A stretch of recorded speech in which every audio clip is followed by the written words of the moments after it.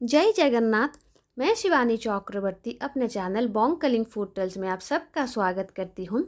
आज के हमारे वीडियो में हम बात करेंगे जगन्नाथ जी को लेकर, जगन्नाथ धाम को लेकर एक्चुअली एक फेक न्यूज़ के बारे में।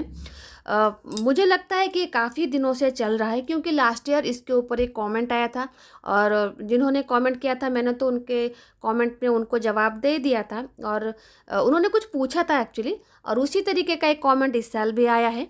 और वो फेक न्यूज़ ये है कि जगन्नाथ धाम में आने से जोड़ियाँ टूट जाती हैं। अगर कोई बिना शादीशुदा जोड़ा जगन्नाथ मंदिर में आशीर्वाद लेने के लिए आता है, अर्थात कोई शादीशुदा जोड़ा नहीं है, एक प्रेमी जोड़ा आता है, तो उनका रिश्ता टूट जाता है, क्योंकि जगन्नाथ मंदिर को श्राप लगा है राधा रानी का। उनका कहना है कि एक बार राधा रानी जगन्नाथ मंदिर में जगन्नाथ जी के दर्शन के लिए आए थे और एक पंडा ने उनको रोक लिया, क्योंकि उनकी विवाह नहीं हुआ था श्री कृष्ण जी से, इसलिए मंदिर में उनको प्रवेश निषेध कर दिया गया। और इस वजह से राधा रानी क्रोधित हो गई और जगन्नाथ मंदिर को श्राप दे के चली गई कि अगर कोई प्रेमी जोड़ा यहाँ पर आएगा तो उनका रिश्ता टूट जाएगा। इसका जवाब मैं आगे एक कहानी के माध्यम से रखूंगी जो जगन्नाथ मंदिर से रिलेटेड है, उसको आप ध्यान से सुनिएगा। लेकिन उससे पहले ये जो सारी बकवास बातें चल रही उसके बारे में मैं यही बात कहूँगी कि जितने सारी फेक न्यूज़, जितने सारे मसालेदार वीडियोज़ आप यूट्यूब पे मिल जाएंगे ना, जितने नॉन ओडिया यूट्यूबर्स होते हैं, नॉन बंगाली यूट्यूबर्स होते हैं, वही सारे फैलाते हैं, क्योंकि उनको ना तो जगन्नाथ धाम के बारे में कोई प्रॉपर जानकारी होती है, ना वो लेने की कोशिश करते हैं। सिर्फ एक सनसनी फैलाने के लिए कुछ भी वीडियो डाल देते हैं और लोग उस पर यकीन भी कर लेते हैं। सबसे पहली बात, हमारा जो जगन्नाथ धाम है वो किसी अवतार का धाम नहीं है, वो अवतारी का धाम है। यहाँ पर जगन्नाथ जी भगवान नारायण के स्वरूप में विराजमान हैं और वो अपने सारे अवतारों को प्रकटित करते हैं। प्रभु जगन्नाथ जी माँ कौशल्या बनकर स्वयं प्रभु श्री रामचंद्र जी को जन्म देते हैं और वो श्री रघुनाथ वेश भी धारण करते हैं, इसलिए ये धाम श्री रामचंद्र जी का है। माँ देवकी बनकर जन्माष्टमी पर प्रभु श्री कृष्ण जी को जन्म देते हैं, इसलिए ये धाम प्रभु श्री कृष्ण जी का भी है। यहाँ पर प्रभु अपने दशों अवतारों में पूजा होते हैं, तो अपने दशों अवतारों का भी ये मंदिर है। यहाँ पर प्रभु द्वारकाधीश, देवी रुक्मिणी जो कि माँ श्रीदेवी, माँ पद्मालया के रूप में यहाँ पर पूजे जाते हैं। यहाँ पर द्वारकाधीश के रूप में प्रभु बलराम जी और देवी सुभद्रा जी के भी साथ हैं, क्योंकि भगवान जगन्नाथ जी अवतारी हैं। वो माँ देवकी का स्वरूप है, माँ कौशल्या का स्वरूप है, माँ यशोदा का भी स्वरूप है, माँ लक्ष्मी का भी स्वरूप है, तो जाहिर सी बात है देवी राधा का भी स्वरूप होंगी। भले ही जगन्नाथ मंदिर में जगन्नाथ जी के साथ राधा जी की पूजा नहीं होती, क्योंकि यहाँ पर भगवान कृष्ण जी की परिवार की पूजा होती है, इसलिए जगन्नाथ मंदिर में राधा जी की उतनी महत्वता नहीं है। भले ही राधा कृष्ण जी का अलग मंदिर जगन्नाथ मंदिर के परिसर में है, लेकिन राधा जी की पूजा यहाँ पर जगन्नाथ मंदिर में नहीं होती। 1 महीने के लिए राई दामोदर की पूजा होती है और बहुत सारे लोग उसको राधा जी के साथ जोड़ते हैं। एक्चुअली में वो जो राई है वो बड़पंडा की बेटी है, जो राई उनका नाम था, उन्हीं की पूजा होती है जगन्नाथ मंदिर में 1 महीने के लिए। और क्योंकि यहाँ पर कार्तिक का महीना 1 महीना और 5 दिन होता है, 5 दिन माँ लक्ष्मी जी की पूजा होती है और 1 महीना राई की पूजा होती है, और वो राई राधा जी नहीं है। बहुत जगह पर दूसरे मंदिरों में माँ राधा रानी को राई के स्वरूप में पूजा की जाती है, लेकिन जगन्नाथ मंदिर में जो राई है वो राधा रानी नहीं है, वो बड़पंडा की बेटी हैं। अगर आप जगन्नाथ मंदिर में कभी आएँ तो जगन्नाथ मंदिर में कार्तिक के महीने में किसको राई के स्वरूप में पूजा की जाती है, आप अगर पूछेंगे तो आपको पता चल जाएगा। कहने का अर्थ ये है कि हर जगह की अपनी महत्वता होती है। जैसे जगन्नाथ धाम है, पंढरपुर है और द्वारकाधीश धाम है, यहाँ पर प्रभु देवी रुक्मिणी के साथ पूजा की जाती है। भले ही द्वारकाधीश मंदिर में द्वारकाधीश के साथ माँ रुक्मिणी ना हो, एक अभिशाप की वजह से, लेकिन वहाँ पर रुक्मिणी जी की पूजा होती है। और प्रभु विट्ठल जी के साथ भी देवी रुक्मिणी की पूजा होती है। और जगन्नाथ मंदिर में भी देवी रुक्मिणी की पूजा माँ श्रीदेवी के रूप में होती है। क्योंकि बलभद्र जी देवी रुक्मिणी जी के जेठ हैं, इसीलिए रत्न सिंहासन पर इस बात का खास ख्याल रखा जाता है कि जो जेठ हैं वो अपने भाई की जो पत्नी है, जगन्नाथ जी की जो पत्नी है, उनको किसी भी तरीके से ना छुएं। और इसी वजह से जो बलभद्र जी की पूजा करते हैं, बलभद्र जी के जो बाड़ग्राही हैं, वो कभी भी बलभद्र जी के बाड़ को क्रॉस करके आगे नहीं आते और ना ही देवी सुभद्रा के बाड़ तक आते हैं। क्योंकि अगर एक बार ऐसा हो गया तो फिर से महास्नान होना पड़ता है। और तो और जो जगन्नाथ जी के चलंती स्वरूप हैं, जिनको माना जाता है गजपति, उनकी पत्नी को भी देवी रुक्मिणी का स्वरूप, माँ लक्ष्मी का स्वरूप माना जाता है उड़ीसा में। और वो अपने जीवन काल में सिर्फ एक ही बार जगन्नाथ मंदिर में जगन्नाथ जी को दर्शन करेंगी, दोबारा नहीं करेंगी। और जब वो मंदिर प्रवेश करते हैं तो प्रभु बलभद्र जी के सामने एक पर्दा लगा दिया जाता है ताकि वो प्रभु बलभद्र जी को डायरेक्टली ना देख पाएँ। क्योंकि उस वक्त वो जगन्नाथ जी और माँ लक्ष्मी देवी रुक्मिणी के स्वरूप में मंदिर में प्रवेश करते हैं और वो अपने जेठ जी को ना चेहरा दिखाएंगे और ना ही देखेंगे। कहने का तात्पर्य यह है कि जगन्नाथ मंदिर में राधा जी की पूजा जगन्नाथ जी के साथ नहीं होती। और जगन्नाथ मंदिर में जो भूदेवी और श्रीदेवी हैं, उनमें से कोई भी राधा रानी के स्वरूप में पूजा नहीं किए जाते हैं, दोनों ही अलग रूप में पूजा किए जाते हैं। लेकिन क्योंकि जगन्नाथ जी अवतारी हैं तो पूरा ब्रह्मांड उनमें समाया हुआ है, तो जाहिर सी बात है राधा रानी भी जगन्नाथ जी के अंदर समाई हुई हैं, तो अलग से उन्हें मंदिर आने की कोई ज़रूरत है नहीं। और दूसरी बात, जो भी कहते हैं कि राधा रानी मंदिर में गए थे, किसी पुजारी ने उनको देख लिया और उन्हें भगा दिया, पहले तो यह राधा रानी के प्रति बहुत ही ज़्यादा असम्मान की बात है। और किसी भी इस संसार में मनुष्य में तो इतनी औकात नहीं होगी कि वो अपने चर्म चक्षु से माँ राधा रानी को देख सके। उन्हें देखने के लिए बहुत पुण्य करना पड़ेगा। मैं हमेशा से मानती हूँ द्वापर युग में जितने सारे देवी देवताओं ने अवतार लिया है, माँ लक्ष्मी अपने दोनों अवतारों में आई थी, माँ राधा रानी और माँ रुक्मिणी, लेकिन राधा रानी जी का त्याग सबसे ज़्यादा है। इसलिए तो भगवान कृष्ण जी के साथ उनकी पूजा होती है। क्योंकि अपने भक्त की मनोकामना पूर्ण करने के लिए जो भी भगवान नारायण ने माँ लक्ष्मी जी से बलिदान मांगा था और उन्होंने हंसते हंसते उसको अपने प्रेम के लिए, अपने नारायण के लिए उस बलिदान को उन्होंने स्वीकार कर लिया था और राधा जी के स्वरूप में इस संसार में आई थी। जो आयन को मानते हैं वो डेफिनेटली राधा जी के त्याग को ही सेलिब्रेट करेंगे। और सबसे महत्वपूर्ण बात यह है कि राधा कृष्ण जी को प्रेम का स्वरूप माना जाता है।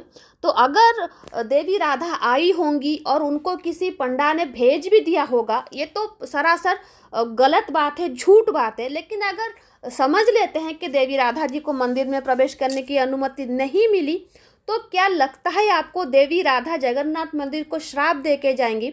ये तो बड़ी मूर्खता की बात है। मूर्ख ही ऐसी बातें करते हैं। ऐसी ही बातें करके सनातन धर्म का बेड़ा गर्क हो चुका है। हम अपने ही देवी देवताओं को पता नहीं कौन सी कथा, कहानी, काल्पनिक कहानियों में बांध रखे हैं। हमारा देवस्थल हमेशा सकारात्मक ऊर्जा का केंद्र है। चाहे जो भी देवी देवता हों, भगवान जगन्नाथ जी हो, भगवान महादेव हों, कोई भी देवी देवता हों, अगर हम उनके पास आशीर्वाद के लिए जाते हैं तो हमें आशीर्वाद ही देंगे, जोड़ी को तोड़ेंगे नहीं। लेकिन अगर किसी कारणवश जोड़ी टूट भी जाती है तो उसका कारण जगन्नाथ मंदिर में आना या फिर किसी और मंदिर में आना नहीं होता। आपकी जोड़ी टूटने की बहुत सारी वजह हो सकती हैं।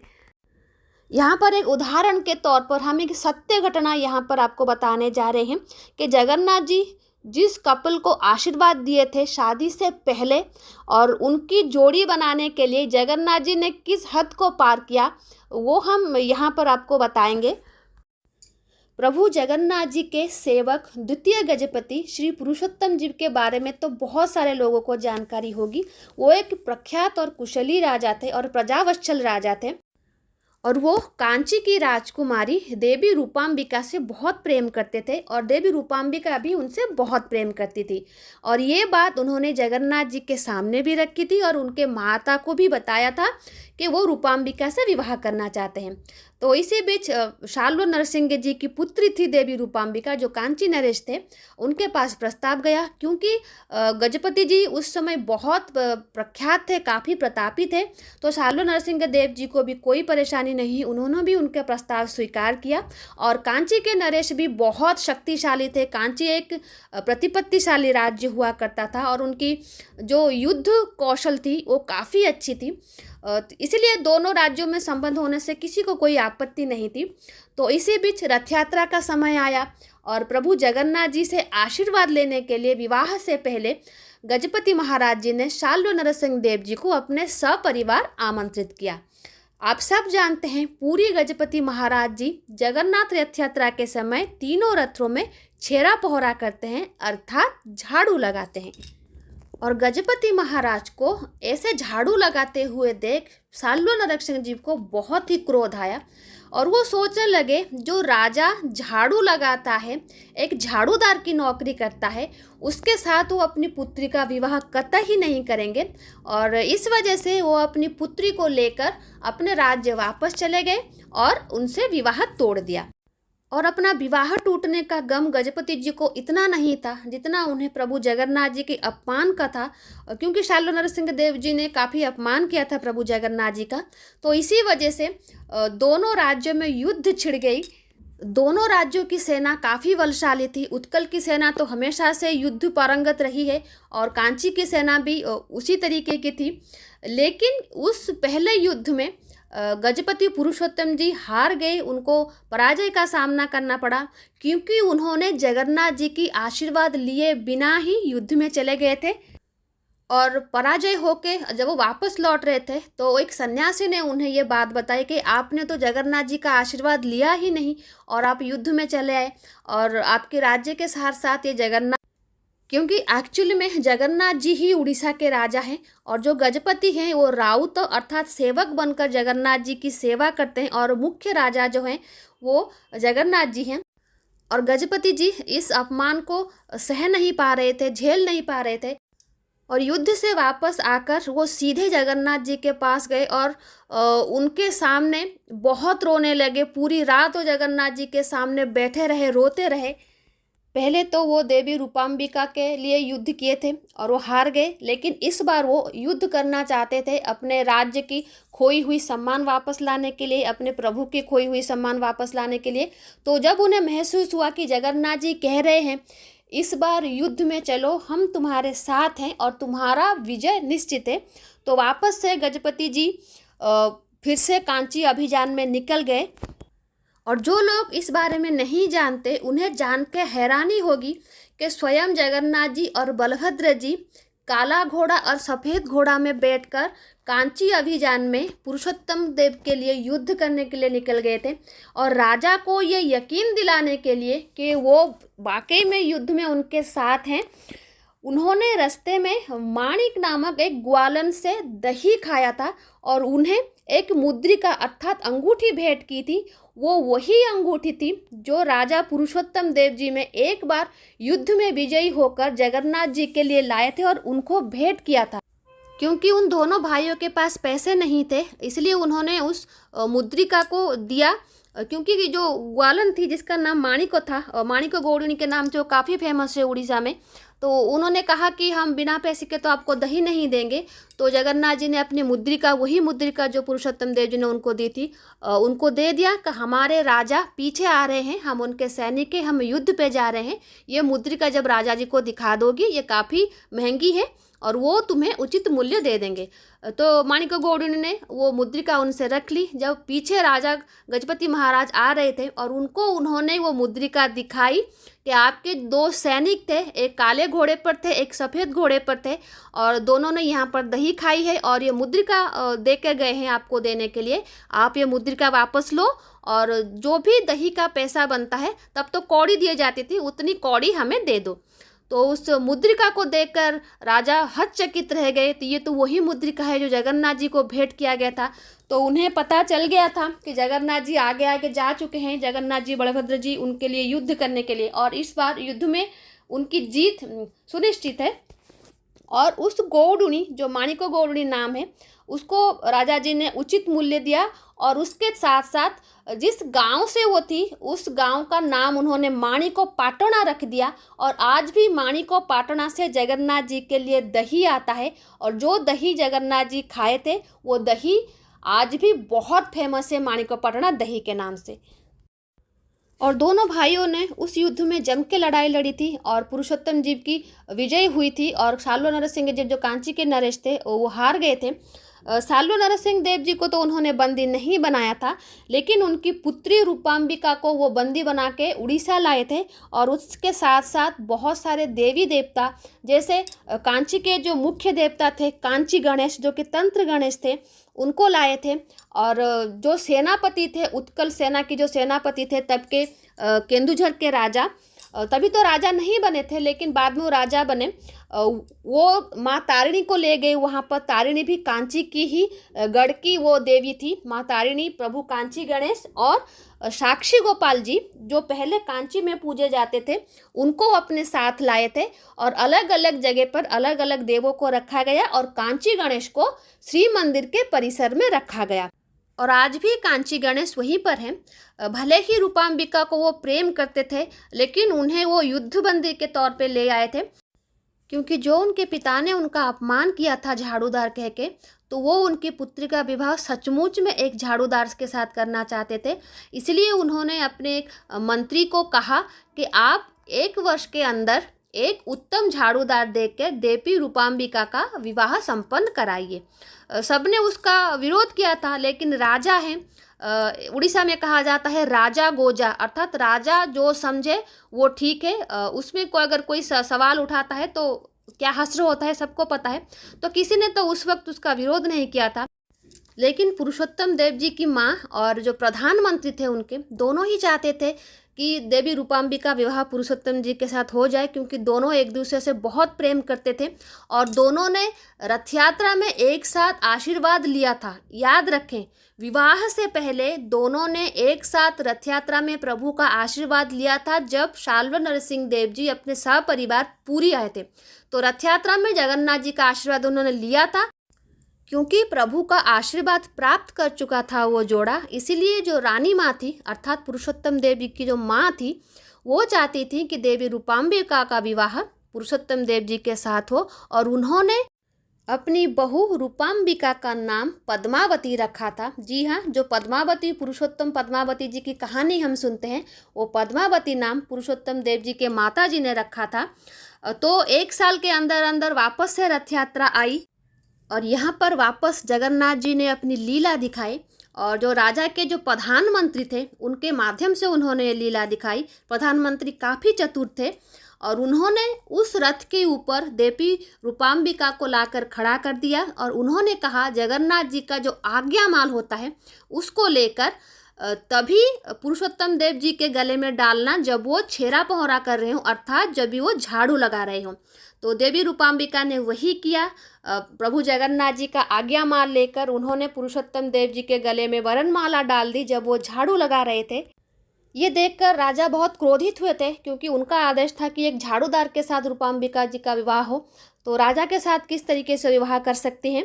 तो प्रधानमंत्री जी ने तब उन्हें समझाया था कि अभी आप जो काम कर रहे हैं वो एक झाड़ूदार का ही काम है और आपसे उत्तम कोई भी झाड़ूदार देवी पद्मावती के लिए अर्थात देवी रूपांबिका के लिए नहीं हो सकता।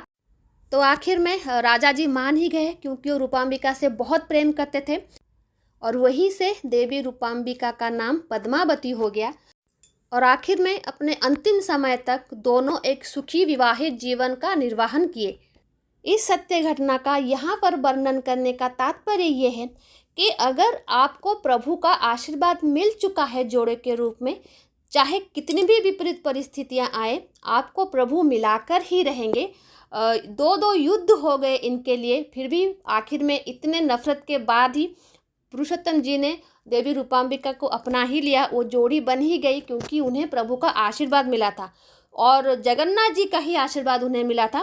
तो जो लोग कहते हैं कि जगन्नाथ मंदिर में जाएंगे तो जोड़ियाँ चाहे वो विवाहित हो अविवाहित हो तो उनकी जोड़ियाँ टूट जाएंगी, बिल्कुल बकवास बातें हैं। कुछ यूट्यूबर्स ऐसे हैं जो इस तरीके की फालतू की फेक न्यूज़ फैलाते हैं। जैसे जगन्नाथ मंदिर का झंडा उल्टा उड़ता है, मंदिर की परछाई नहीं होती, मंदिर के ऊपर चिड़िया नहीं उड़ता। पहले जगन्नाथ मंदिर में आके उस चीज़ का अनुभव तो करो कि वो सच बात है कि झूठ बात है। उड़ीसा में बहुत सारे लोग हैं जो भी कुछ कुछ इस बातों पर यकीन करते हैं, लेकिन ये वाली बात पर कोई यकीन नहीं करेगा कि जगन्नाथ मंदिर में जाने से जोड़ियाँ टूट जाती हैं। लास्ट ईयर हमारे एक सब्सक्राइबर ने हमसे पूछा था कि दीदी क्या ये सच बात है, जगन्नाथ मंदिर में जोड़ियाँ जाने से टूट जाती है, क्योंकि वो अपने बॉयफ्रेंड को साथ में लेकर आना चाहते थे, क्योंकि आगे जाके उनकी शादी होने वाली थी और वो डर के मारे नहीं आ रहे थे। तो हमने उनको समझाया था कि ऐसी कोई बात नहीं है। तो इस साल भी उसी तरीके का एक कमेंट आया, तो हमने सोचा कि थोड़ा हम अपनी तरफ से क्लियर कर दें, क्योंकि जितने सारे हमारे सब्सक्राइबर हैं जो हमारे वीडियोस देखते हैं, कम से कम उनको तो ये बात मालूम हो कि ये बात झूठी है, क्योंकि कभी ना कभी शायद उनके कान में भी ये बात आई होगी कि जगन्नाथ मंदिर में जाने से जोड़ियाँ टूट जाती हैं। ऐसा कुछ भी नहीं होता। जगन्नाथ मंदिर के बारे में जो भी 99% यूट्यूबर्स होते हैं, नॉन उड़िया यूट्यूबर्स होते हैं, नॉन बंगाली होती हैं, वो फेक न्यूज़ ही फैलाते हैं, सनसनी ही फैलाते हैं, क्योंकि उन्हें जगन्नाथ धाम के बारे में कुछ भी ज्ञान नहीं होता। ये स्थान रहस्यमयी है, सच में रहस्यमयी है, क्योंकि जगन्नाथ जी के रहस्य को कोई भेद नहीं सकता। लेकिन जिस तरीके से अफवाह वो फैलाते हैं उस तरीके का कोई रहस्य नहीं है। कोई भी साइंटिस्ट आके मंदिर में नहीं घुसता, और ना ही डॉक्टर आके जगन्नाथ जी का चेक करते हैं जब अनवसर में जगन्नाथ जी बीमार होते हैं। ये सब फालतू की बातें होती हैं जो फैलाई जाते हैं।